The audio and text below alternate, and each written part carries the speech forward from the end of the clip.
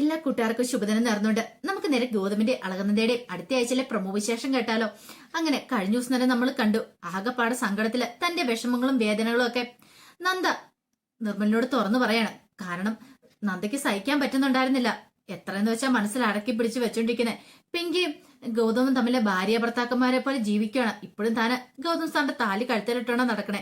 പക്ഷേങ്കില് തന്നെ ചതിച്ചിട്ട് ഗൗതം മറ്റൊരാളെ കല്യാണം കഴിച്ചു. അതും പിങ്കിനെ തല്ലേ കല്യാണം കഴിച്ചു. അവൾ അവളുടെ ഉദ്ദേശം നടപ്പിലാക്കി. ആ ഒരു ചിന്തയൊക്കെ വന്നു കഴിഞ്ഞപ്പോഴത്തേനും നന്ദയ്ക്ക് സമനില എത്തുന്ന പോലെ തോന്നി. ഈ സമയം നിർമ്മല പറഞ്ഞു, നന്ദ നീ ഇത്ര ദേഷ്യപ്പെടല്ലേ.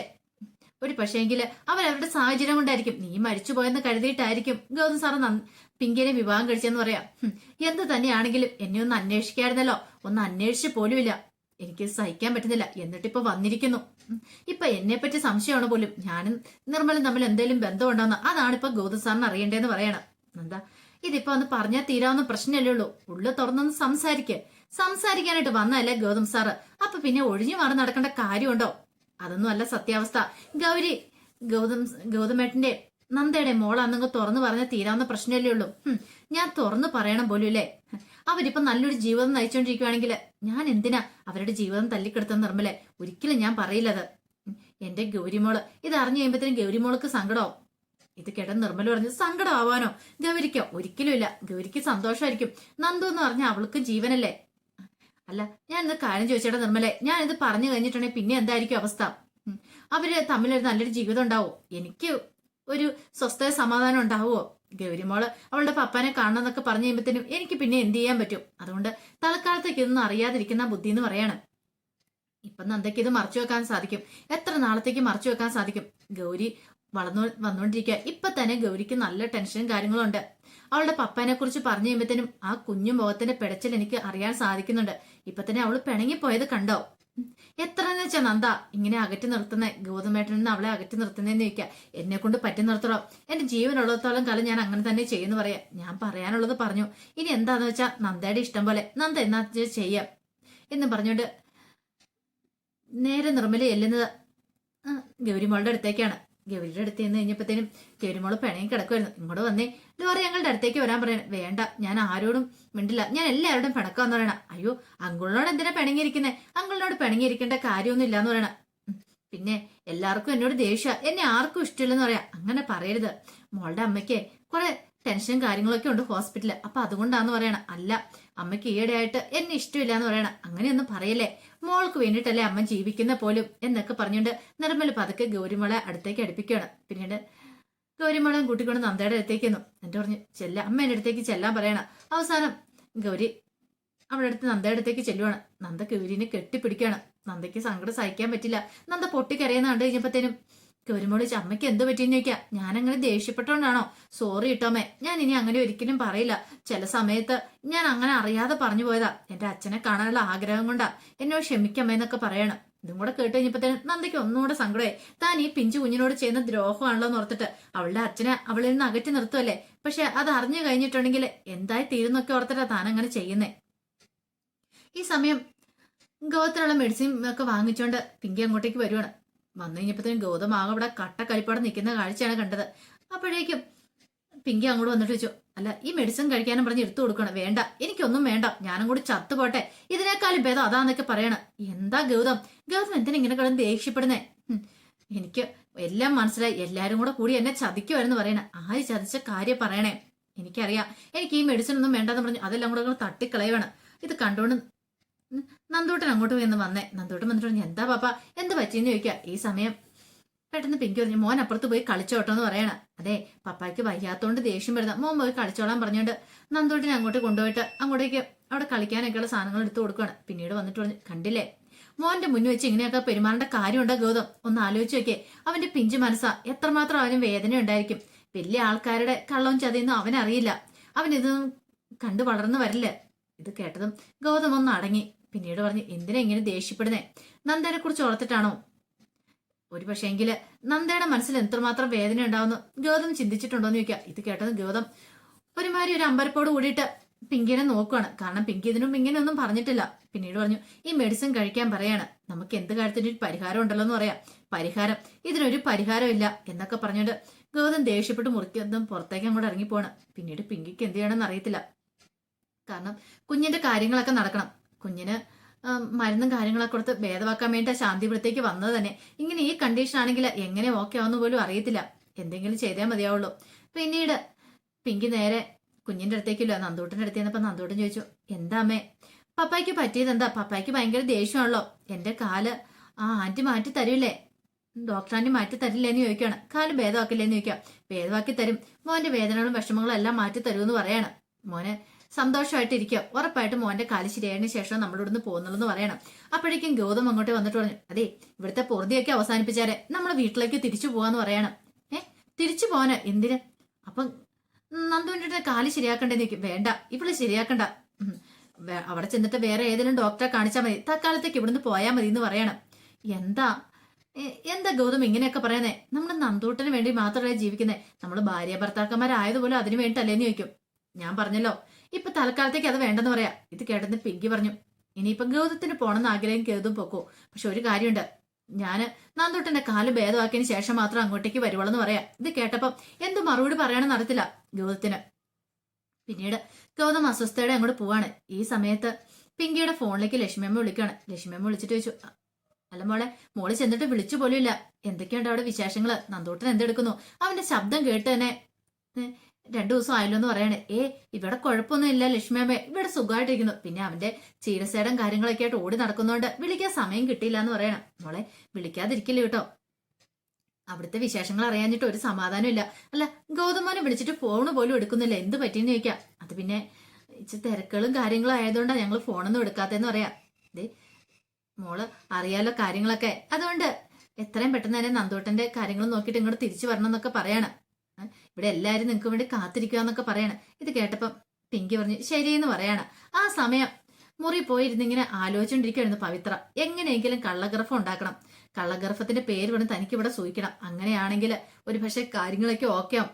ഇപ്പോഴാണെങ്കിൽ ഇവിടെ തന്റെ കള്ളത്തരങ്ങൾ കണ്ടുപിടിക്കാനായിട്ട് പിങ്കി ചേച്ചി ഇല്ല, സംശയത്തിന്റെ ദൃഷ്ടിയോടെ നോക്കാനും വഴിയില്ല. പിങ്കി ചേച്ചി വരുമ്പോഴത്തേനും കാര്യങ്ങളൊക്കെ ഒരു പരുവത്തിലാക്കി എടുക്കണം. ആ കനകമ്മ പറഞ്ഞ പോലെ കള്ളഗർഭം അങ്ങോട്ട് അഭിനയിച്ചാലോ, അതായിരിക്കും ഏറ്റവും നല്ല വഴിയെന്ന് തോന്നുവാണ്. പിന്നീട് എന്ത് ചെയ്യണം, അതിനായിട്ടുള്ള പരിപാടികളൊക്കെ നടത്തുവാണ്. അപ്പൊ കാട്ടുപാവയ്ക്ക് രാവിലെ കളിച്ച് ചവച്ച് എന്നിട്ടുണ്ടെങ്കിൽ എല്ലാം ശരിയാവുന്നില്ലേ പറയണേ. പിറ്റേ ദിവസം രാവിലെ ആയപ്പോ പവിത്ര പോയി പാവയ്ക്കൊക്കെ ചവച്ചരച്ച് തിന്നു. ചവച്ചരച്ച് എന്നിട്ട് അവിടെ കിടന്ന് നോക്കാനിക്കുവാണ്. ഇത് കണ്ടോണ്ടാണ് അങ്ങോട്ടേക്ക് മോഹിനി വരുന്നേ. മോഹിനി വന്നിട്ട് എന്താന്ന് ചോദിച്ചപ്പോ എന്താന്ന് അറിയത്തില്ലമ്മേ, ഭയങ്കര ഛർദ്ദിക്കാൻ വരുന്നുണ്ട്, നല്ല ക്ഷീണമുണ്ടെന്നൊക്കെ പറയണം. മോഹിനി ഓർത്തത് എന്ത് പറ്റിയെന്ന് അറിയത്തില്ലോ എന്ന് പറയണം. 2 ദിവസമായി തുടങ്ങിയിട്ട് എന്നൊക്കെ പറയണം. ഇത് കേട്ടോണ്ട് ലക്ഷ്മിയമ്മ വന്നപ്പോ തന്നെ ലക്ഷ്മിയമ്മ സംശയങ്ങളൊക്കെ തോന്നി. രാവിലെയുള്ള യോക്കാനും ഛർദിയൊക്കെ ഇനിയിപ്പോ അതിന്റെ വല്ലതും ആണോ, വല്ല ഗർഭലക്ഷണങ്ങളാണോന്ന് അറിയത്തില്ലോ. ഇതറിഞ്ഞു കഴിഞ്ഞപ്പോ തന്നെ എല്ലാവർക്കും സന്തോഷമായി. അങ്ങനെ പവിത്രയ്ക്ക് ആ പരിഗണനയൊക്കെ കിട്ടുവാണ്. പക്ഷെ പവിത്രയുടെ ഉള്ളിലൊരു ടെൻഷൻ ഉണ്ടായിരുന്നു. എങ്ങാനും കള്ളത്തരം കണ്ടുപിടിച്ച അതോടുകൂടി താനേ വീടിന്റെ പുറത്താ, എന്ത് ചെയ്യണമെന്ന് അറിയത്തില്ല. പക്ഷെ അതുവരെ തനിക്ക് ഇവിടെ സുഖമായിട്ട് ജീവിക്കാലോ എന്നൊരു ചിന്തയാ. ആ പിങ്കി എന്ന് പറയുന്നവള് വന്നു കഴിയുമ്പോഴത്തേനും അവൾക്ക് ഇവിടെ ഒരു പരിഗണന കിട്ടില്ല. താനായിരിക്കണേ വീട്ടിലെ മൂത്ത മരുമകള്, ഈ കുടുംബത്തിലേക്ക് ഒരു അനന്തരാവകാശം കൊടുക്കാന്ന് പറഞ്ഞാൽ അത് ചെറിയ കാര്യമൊന്നും അല്ലോ. ഇതൊക്കെ അറിഞ്ഞു കഴിഞ്ഞപ്പോ അരുണിനും ഭയങ്കര സന്തോഷമാണ്. അവള് ഗർഭിണിയാണല്ലോ ഒരു ചിന്ത വന്നു കഴിഞ്ഞപ്പോ, പോരാത്തേന് കുറെ കാലമായിട്ട് കാത്തിരിക്കുന്നല്ലേ ഒരു കുഞ്ഞിന് വേണ്ടിയിട്ട്. അങ്ങനെ പവിത്ര ആ രംഗം നന്നായിട്ട് അങ്ങോട്ട് തകർത്ത് അഭിനയിക്കണം. ഗർഭിണിയാന്നുള്ള ആ ഒരു രംഗം അങ്ങോട്ട് ആർക്കും ഒരു കാണാച്ചൊരു സംശയം തോന്നാതിരിക്കാൻ വേണ്ടിയിട്ട്. പക്ഷെങ്കില് കനകമ്മയ്ക്ക് കാര്യങ്ങളൊക്കെ അറിയാലോ. കനകമ്മ മനസ്സിൽ വിചാരിച്ചു, നീ അഭിനയിക്കടി, നന്നായിട്ട് അങ്ങോട്ട് അഭിനയിക്കുക, അവസാനം നിനക്കിട്ട് ആ പണി തരാനായിട്ട് പോണേ എന്നൊക്കെ പറഞ്ഞുകൊണ്ട് കനകമ്മ അങ്ങോട്ടേക്ക് പോവാണ്. ഈ സമയം ഗൗതത്തിന്റെ മനസ്സൊന്ന് ശാന്തമാക്കിയതിന് ശേഷമാണ് പിങ്കി നന്ദേനെ കാണാനായിട്ട് ചെല്ലുക. കാരണം കുഞ്ഞിന്റെ കാലം എത്രയും പെട്ടെന്ന് ശരിയാക്കണം, അങ്ങനെ വേണം അവനെ ആ വീട്ടിലേക്ക് തിരികെ കൊണ്ടുവരാനായിട്ട്. അവിടെ എല്ലാവരും പ്രതീക്ഷയോട് കാത്തിരിക്കുകയാണ്. അങ്ങനെ നന്ദനെ കാണാനായിട്ട് നന്ദയുടെ അരിയിലേക്ക് ചെന്ന് ഇപ്പൊ നന്ദ ചോദിച്ചു, എന്താ പിങ്കി എന്താ വന്നേന്ന് ചോദിക്കുകയാണ്. അത് പിന്നെ ഞാൻ നന്ദൂട്ടന്റെ കാര്യം പറയാൻ വേണ്ടി വന്ന, അവന്റെ കാല് ചികിത്സിച്ച് ഭേദമാക്കാന്ന് അവന് വാക്ക് കൊടുത്തില്ലെന്ന് ചോദിക്കുക. ഇത് കേട്ടപ്പോൾ നന്ദ പറഞ്ഞു, തൽക്കാലത്തേക്ക് എനിക്ക് ബുദ്ധിമുട്ടുണ്ട്, നിങ്ങളൊരു കാര്യം ചെയ്യുക, നിങ്ങൾ അവിടെ എവിടെയെങ്കിലും പോയി ഏതെങ്കിലും ഹോസ്പിറ്റലിൽ പോയിട്ട് അവനെ കാണിക്കുക എന്ന് പറയാണ്. ഇത് കേട്ടപ്പം പിങ്കി പറഞ്ഞു, അങ്ങനെയൊന്നും പറയില്ലെന്ന് പറയാണ്. ഞാൻ പറഞ്ഞല്ലോ എനിക്ക് പറ്റില്ല എന്ന് പറഞ്ഞാൽ പറ്റില്ല, അത്ര മാത്രമേ ഉള്ളൂ, വേറൊന്നും ഇല്ലാന്ന് പറയണം. ഇത് കേട്ട് കഴിഞ്ഞപ്പോ പിങ്കിക്ക് സങ്കടമായി. പിങ്കി പറഞ്ഞു, അതെ ഒരു കുഞ്ഞിന്റെ കാര്യമല്ലേ, അവന്റെ കാലിന്റെ കാര്യമല്ലേ എന്നൊക്കെ ചോദിച്ച് അപേക്ഷിക്കുന്നുണ്ട്. പക്ഷേങ്കിൽ നന്ദ സമ്മതിച്ചില്ല. നന്ദ പറഞ്ഞു പിങ്കിയോട് ഇറങ്ങിപ്പോൻ പറഞ്ഞു പിങ്കിനെ അവിടെ നിന്ന് ഇറക്കി വിടുവാണ്. പിന്നീട് നിർമ്മല വന്നു കഴിഞ്ഞപ്പോ ഈ കാര്യങ്ങളൊക്കെ അറിഞ്ഞു. നിർമ്മല നന്ദേനെ വഴക്കു പറഞ്ഞു, നന്ദ എന്ത് പരിപാടിയെ കാണിക്കണേ, ഒരു കുഞ്ഞല്ലേത്, ആ കുഞ്ഞിനോട് ഇങ്ങനെ ദേഷ്യം കാണിക്കേണ്ട കാര്യമുണ്ടോ? ഗൗതം സാറ് ചെയ്ത തെറ്റിന്റെ പേരില് അതിനിപ്പം കുഞ്ഞിനെ എന്തിനാ ശിക്ഷിക്കണേ? പാവല്ലേ, അവന്റെ കാല് ഭേദമാകൂല, അതിലെ നല്ല കാര്യമല്ലേന്ന് ചോദിക്കണം. അവസാനം നന്ദയ്ക്കും കുറ്റബോധമൊക്കെ തോന്നുവാണ്. നന്ദ എന്ത് ചെയ്യുവാണ്, കുഞ്ഞിനെ ചികിത്സിക്കാന്ന് ഒടുവില് പിങ്കിയോട് വിളിച്ചു പറയാണ്. അങ്ങനെ കുഞ്ഞിനെ അവിടെ അഡ്മിറ്റ് ചെയ്ത് കുഞ്ഞിന്റെ കാര്യങ്ങളൊക്കെ നോക്കുകയാണ്, കുഞ്ഞിനെ ട്രീറ്റ് ചെയ്യണം. കുറച്ച് ദിവസത്തെ ഇതും കൊണ്ട് തന്നെ കുഞ്ഞിന് ഏകദേശമൊക്കെ ഭേദമായി വരുന്നുണ്ടായിരുന്നു. അവന്റെ കാലൊക്കെ ഏകദേശം സുഖപ്പെട്ടു വരുന്നുണ്ടായിരുന്നു. അതുപോലത്തെ നല്ല ട്രീറ്റ്മെന്റ് ആണ് നന്ദ കൊടുത്തിരുന്നത്. ഇതൊക്കെ കണ്ടു കഴിഞ്ഞപ്പോൾ തന്നെ പിങ്കിക്ക് സന്തോഷമായി. തന്റെ മോന്റെ ജീവൻ രക്ഷിക്കാൻ വേണ്ടി നന്ദ അത്രമാത്രം കിടന്ന് പരിശ്രമിക്കുന്നുണ്ടെന്ന് മനസ്സിലായി. ഒരു പക്ഷേ ഗൗതത്തിനോടുള്ള ദേഷ്യം കുഞ്ഞിനോട് തീർക്കാതെ തന്റെ കുഞ്ഞിനെ പൊന്നു പോലെ തന്നെയാണല്ലോ അവള് സ്നേഹിക്കുന്ന ഓർത്ത് കഴിഞ്ഞപ്പോ സന്തോഷമായി. പിന്നീട് അവര് തമ്മില് ഭയങ്കര ഒരു ബന്ധത്തിലേക്ക് വരുവാണ് ഗൗരിയും നന്ദൂട്ടനും തമ്മിൽ. കാരണം ആ ചികിത്സയിലായിരിക്കുന്ന സമയത്തൊക്കെ ഗൗരി നന്ദൂട്ടന്റെ അടുത്തേക്ക് വരുന്നുണ്ട്. നന്ദൂട്ടന്റെ അടുത്ത് വന്നിട്ട് നന്ദൂട്ടനോടൊപ്പം കളിക്കുകയും ചിരിക്കുകയും ചെയ്യുന്നുണ്ട്. അങ്ങനെയുള്ളൊരു നല്ല നിമിഷത്തിൽ പിങ്കി എന്ത് ചെയ്യുവാണ്, പിങ്കി കുറച്ച് അവരുടെ വീഡിയോസും കാര്യങ്ങളൊക്കെ എടുത്ത് ഫോണിനകത്ത് എടുത്ത് വെക്കുവാണ്. കാരണം അതൊക്കെ ഒരു ഓർമ്മകളാണ്. ഇവിടുന്ന് പോയാലും അവിടെ ചെന്ന് കഴിയുമ്പോഴാണെങ്കിലും കാണാലോ നോർത്ത്. കാരണം ഗൗരിമോളെ പിങ്കിക്കും ഭയങ്കര ഇഷ്ടപ്പെട്ടു. നല്ല കുട്ടിയാണ്, നല്ല സ്നേഹമുള്ള കുട്ടിയാണ്. പക്ഷേങ്കിൽ അവൾക്കും അറിയത്തില്ല അവളുടെ അച്ഛനെ കുറിച്ചുള്ള വിവരങ്ങളൊക്കെ. ഒരുപക്ഷെ നിർമ്മലാണോ ഇനിയിപ്പോൾ അത് മറ്റാരെങ്കിലും ആണോ എന്നൊക്കെ ഒരു സംശയം അവളുടെ മനസ്സിലുണ്ടാവും. ഇതൊക്കെ പിങ്കിക്കും അറിയാം. ഒരുപക്ഷെ താന നന്ദൂട്ടനെ ഏറ്റെടുത്ത പോലെ തന്നെ നന്ദ അതുപോലെ ഏറ്റെടുത്തിരിക്കുന്നതായിരിക്കും. നന്ദയ്ക്ക് ഒരിക്കലും പ്രസവിക്കാനൊന്നും കഴിയില്ലോ. ആ ഒരു ചിന്തയായിരുന്നു പിങ്കിയുടെ ഉള്ളിലും ഉണ്ടായിരുന്നത്. അങ്ങനെ നന്ദൂട്ടന്റെ കാലൊക്കെ ഏകദേശം ഭേദമായിട്ട് വന്നു. പിന്നീട് പിങ്കിക്ക് നന്ദയുടെ സത്യങ്ങളൊക്കെ തുറന്നു പറയണമെന്നുണ്ട്. ഇത്രയും കാലം താന് അഭിനയിച്ചുകൊണ്ടിരുന്ന ഒരു വേഷം എന്താന്നുള്ള കാര്യങ്ങളൊക്കെ. അങ്ങനെ അവസാനം നന്ദ ആ കാര്യം തീരുമാനിച്ച്, നന്ദയല്ല പിങ്കി ആ കാര്യം തീരുമാനിച്ച് നന്ദയുടെ അരിയിലേക്ക് ചെല്ലുവാണ് ഈ കാര്യങ്ങളൊക്കെ തുറന്നു പറയാൻ വേണ്ടിയിട്ട്. അങ്ങനെ ചെന്ന് കഴിഞ്ഞിട്ട് നന്ദയോട് സംസാരിക്കണമെന്ന് പറഞ്ഞപ്പോഴത്തേനും നന്ദ പറഞ്ഞു, എനിക്ക് കൂടുതലായിട്ട് സംസാരിക്കാനില്ലെന്ന് പറഞ്ഞുകൊണ്ട് പിങ്കിനെ അവിടെ നിന്ന് ഇറക്കി വിടാൻ തുടങ്ങുമ്പോഴത്തേനും പിങ്കി പറഞ്ഞു, എനിക്ക് പറയാനുള്ള കാര്യം ഞാൻ പറഞ്ഞിട്ടേ പോവുള്ളൂ. ഇനി എനിക്കിത് പറയാതെ മറച്ചു വെക്കാനായിട്ട് പറ്റില്ല എന്ന് പറയണം. കാര്യം എന്താന്ന് പറ, എനിക്ക് പറയാതിരിക്കാൻ പറ്റില്ലെന്ന് പറയണം. ശരിക്കും പറഞ്ഞാല് ഞാൻ ഗൗതം സാറിന്റെ ഭാര്യ പദവി മാത്രമേ ഉള്ളൂ. ഞാന് നന്ദോട്ടിന്റെ അമ്മയാന്നുള്ള ശരി തന്നെയാ. പക്ഷേങ്കില് ഗൗതം സാറിന്റെ ഭാര്യ പദവിയിൽ എന്നുപരി വേറൊന്നും ഇല്ലെന്ന് പറയണം ഞങ്ങള് തമ്മില്. ഇത് കേട്ടോ നന്ദ ആദ്യം ഒന്ന് ഞെട്ടി. പിന്നീട് ആ കാര്യങ്ങളൊക്കെ തുറന്നു പറയാണ്. താനും ഗൗതമും തമ്മിൽ ഒന്നിച്ചതിന്റെ കാരണങ്ങളൊക്കെ ഇതെല്ലാം കേട്ടുകഴിഞ്ഞപ്പോഴത്തേനും നന്ദയ്ക്ക് പിന്നീട് എന്തും മറുപടി പറയണമെന്ന് അറിയില്ലായിരുന്നു. അപ്പൊ പിങ്കി ഇത്രയും വലിയൊരു സത്യം മനസ്സിൽ ഒളിപ്പിച്ചു വെച്ചാ ഇത്രയും കാലം ജീവിച്ചെന്നുള്ള കാര്യം നന്ദ തിരിച്ചറിയായിരുന്നു. പിന്നീട് പറഞ്ഞു, നന്ദൂട്ടൻ ഞങ്ങളുടെ മോനല്ല, ഞങ്ങള് ഓർഫനേജിന് അവനെ ദത്തെടുത്താണ്.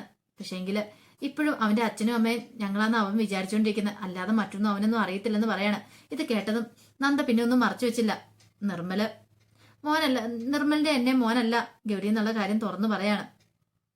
അതെല്ലാം കേട്ട് കഴിഞ്ഞപ്പോഴത്തേനും ഭയങ്കര ഞെട്ടലുണ്ടായിരുന്നു പിങ്കിക്കും. പിന്നീട് പിങ്കിയോട് പറഞ്ഞു, ഒരു കാരണവശാലും ഗൗതം സാർ ഈ സത്യങ്ങളൊന്നും തിരിച്ചറിയാൻ പാടില്ല, ഒരിക്കലും അറിയില്ല. കാരണം എന്റെയും ഗൗതം സാറിന്റെ കുഞ്ഞാണ് ഗൗരി എന്നുള്ള കാര്യങ്ങളും കൂടെ തുറന്നു പറയുന്നുണ്ട്. അങ്ങനെ അവര് തമ്മില് ഒരു ഡീലിങ്സ് ഒക്കെ ഉണ്ടാവുകയാണ്. പണ്ടത്തെ ആ ശത്രുതയൊക്കെ പിങ്കിയുടെ മനസ്സിൽ നിന്ന് അങ്ങോട്ട് മാഞ്ഞു നന്ദയോടുള്ള. കാരണം നന്ദ എത്ര പാവമാണ്. കാരണം ഇത്രയും കാലം അവള് കുഞ്ഞിന് വേണ്ടി മാത്രം ജീവിച്ചു. തന്നെ ഒന്ന് അന്വേഷിച്ച് വരുവോ അല്ലെങ്കിൽ അങ്ങോട്ടേക്ക് വരുവോ, തങ്ങളുടെ ജീവൻ നശിപ്പിക്കാൻ ശ്രമിച്ചില്ലോ എന്നൊക്കെ ഓർത്ത് കഴിഞ്ഞപ്പോഴത്തേനും പിങ്കിക്ക് നന്ദയുടെ സഹതാപമൊക്കെ തോന്നുവാണ്. അങ്ങനെ നന്ദൂട്ടന്റെ കാലൊക്കെ ശരിയായി അവരങ്ങോട്ട് പോകാനായിട്ട് തുടങ്ങുവാണ്. അങ്ങനെ പോകാൻ തുടങ്ങുമ്പോഴത്തേനും നന്ദയെ കാണാനായിട്ട് ഗൗതം വന്നു. കണ്ട് സംസാരിക്കാൻ വന്നെങ്കിൽ നന്ദ കാണാനായിട്ട് കൂട്ടാക്കില്ല. അവസാനം ഗൗരിമോളെ വിളിച്ചുകൊണ്ട് ഹോസ്പിറ്റലിൽ നിന്ന് പുറത്തേക്ക് ഇറങ്ങുന്ന സമയത്ത് ഗൗതം അങ്ങോട്ട് കാണാൻ വന്നിട്ട് പറഞ്ഞു, എനിക്ക് കാണണം, എനിക്ക് നിന്നെ കണ്ടിച്ചിട്ട് കാര്യങ്ങൾ സംസാരിക്കാണെന്നൊക്കെ പറയാണ്. ഇത് കേട്ടെന്ന് നന്ദ പറഞ്ഞു, എനിക്കൊന്നും സംസാരിക്കാനില്ലെന്ന് പറഞ്ഞുകൊണ്ട് നന്ദ പുറത്തേക്ക് ഇറങ്ങുവാണ്. പെട്ടെന്ന് നന്ദ കാല് തെറ്റി അങ്ങോട്ട് വീഴാൻ തുടങ്ങിയപ്പോഴത്തേനും ഗൗതം ആ കയ്യിലേക്ക് കയറി പിടിക്കുവാണ്. ഒരു നിമിഷം നന്ദ പെട്ടെന്നൊന്ന് സ്റ്റക്കായിപ്പോയി. ഈ സമയം അത് ഗൗരിമോള് ശ്രദ്ധിച്ചു. പെട്ടെന്ന് ഗൗരിമോൾ ഓടി വന്ന് നന്ദയോട് ചോദിച്ചു, എന്താ എന്തെങ്കിലും പറ്റിയോമേന്ന് ചോദിക്കുകയാണ്. പെട്ടെന്ന് ഗൗതമിന്റെ കൈ പിടിയും കൂടി ഇടിച്ചിട്ട് ഗൗരിമോളുടെ കൈയും പിടിച്ചോണ്ട് നന്ദ അങ്ങോട്ടേക്ക് ഇറങ്ങി പോവാണ്. നന്ദ അങ്ങോട്ട് പോയി കഴിഞ്ഞപ്പോഴത്തേനും ഗൗതത്തിന് ഭയങ്കര വിഷമായിപ്പോയി. അങ്ങനെ യാത്രയൊക്കെ പറയുവാണ്. പിന്നീട് പിങ്കി വന്നിട്ട് നന്ദയോടും ഗൗരിമോളോടും അങ്ങനെ യാത്ര പറഞ്ഞിട്ട് നന്ദോട്ടിനും പിങ്കിയും അവരെല്ലാരും കൂടെ വീട്ടിലേക്ക് പോവാണ്. ഈ സമയത്ത് നന്ദയ്ക്ക് ചങ്ക് പൊട്ടുന്ന പോലെ തോന്നി. കാരണം ഇത്രയും ദിവസമായിട്ട് നന്ദോട്ടനുള്ളതിനപ്പോ ഒരു സന്തോഷമൊക്കെ ഉണ്ടായിരുന്നു. ഗൗരിമോൾക്കും അതുപോലെ തന്നെയായിരുന്നു. നന്ദോട്ടൻ എന്ന് പറഞ്ഞാൽ ഭയങ്കര ജീവനായിരുന്നു. അങ്ങനെ അവര് വീട്ടിലേക്ക് പോവാണ്. പിന്നീട് ഗൗതമും പിങ്കിയും നന്ദൂട്ടനും കൂടെ ഇന്ത്യവരത്തിലേക്ക് തിരികെ വന്നു കഴിഞ്ഞപ്പോൾ എല്ലാവർക്കും സന്തോഷമായി. നന്ദൂട്ടന്റെ കാലൊക്കെ ഭേദമായി. അതൊക്കെ അറിഞ്ഞു കഴിഞ്ഞപ്പോഴത്തേനും എല്ലാവർക്കും ഭയങ്കര സന്തോഷമായി. കാലൊക്കെ ഭേദമായല്ലോ എന്നൊക്കെ ഓർത്തിട്ട് അങ്ങനെ അവരങ്ങനെ സന്തോഷിച്ചിരിക്കുന്ന സമയത്ത് ലക്ഷ്മി വെച്ചു, അല്ല ആ ഡോക്ടറും ഗൗരിമോളെ ഞങ്ങൾ കണ്ടിട്ടില്ലല്ലോ എന്ന് പറയാണ്. ഇത് കേട്ടപ്പോ നന്ദൂട്ടൻ പറഞ്ഞു, അതുണ്ട് എന്ന് പറയാണ്. ഫോണിനകത്തോ? അത് ഫോണിനകത്തുണ്ട്. നന്ദൂട്ടൻ കണ്ടായിരുന്നു ആ ഫോണിനകത്തൊരു വീഡിയോ കിടക്കുന്നത്, പിങ്കി പിടിച്ചു വെച്ച വീഡിയോ. നന്ദുവും ഗൗരിയും പിന്നെ നന്ദയും കൂടെ നിൽക്കുന്ന ആ ഒരു വീഡിയോസ് അവര് കളിച്ചിരിച്ചിരിക്കുന്ന ആ വീഡിയോസ് കൊണ്ട് വീട്ടിലെല്ലാവരും കാണിക്കുകയാണ്. ഇത് കണ്ടു കഴിഞ്ഞപ്പോഴത്തേനും സഹിക്കാൻ പറ്റിയില്ല ലക്ഷ്മിയമ്മയ്ക്കും അരുന്ധതിക്കും ഒക്കെ.